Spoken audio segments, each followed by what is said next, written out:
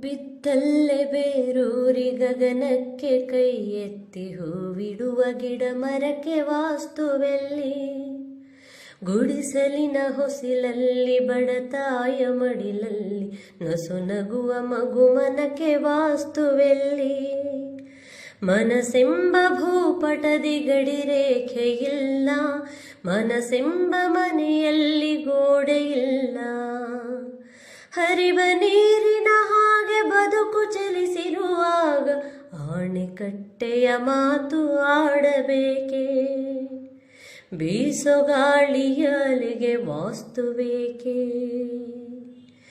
ಬಿದ್ದಲ್ಲೇ ಬೇರೂರಿ ಗಗನಕ್ಕೆ ಕೈ ಎತ್ತಿ ಹೂವಿಡುವ ಗಿಡ ಮರಕ್ಕೆ ವಾಸ್ತುವೆಲ್ಲಿ.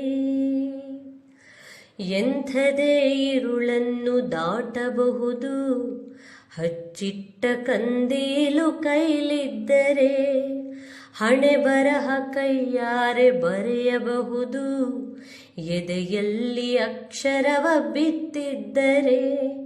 ಗಾಯ ಮಾಯಿಸುವಂತ ಬಿಸಿಲು ಬಂದಿರುವಾಗ ಕಿಟಕಿ ಬಾಗಿಲುಗಳನ್ನು ಮುಚ್ಚಬೇಕೆ, ಹಕ್ಕಿಗೂಡಿನ ಹುಲಿಗೂ ವಾಸ್ತುವೇಕೆ. ಬಿದ್ದಲ್ಲೇ ಬೇರೂರಿ ಗಗನಕ್ಕೆ ಕೈ ಎತ್ತಿ ಹೂವಿಡುವ ಗಿಡ ಮರಕ್ಕೆ ವಾಸ್ತುವೆಲ್ಲಿ.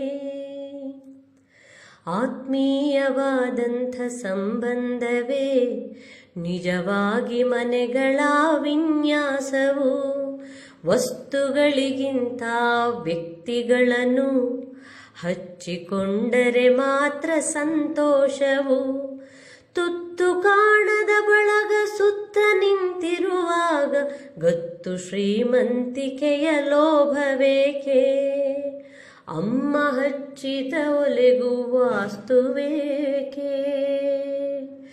ಬಿದ್ದಲ್ಲೇ ಬೇರೂರಿ ಗಗನಕ್ಕೆ ಕೈ ಎತ್ತಿ ಹೂವಿಡುವ ಗಿಡ ಮರಕ್ಕೆ ವಾಸ್ತುವೆಲ್ಲಿ.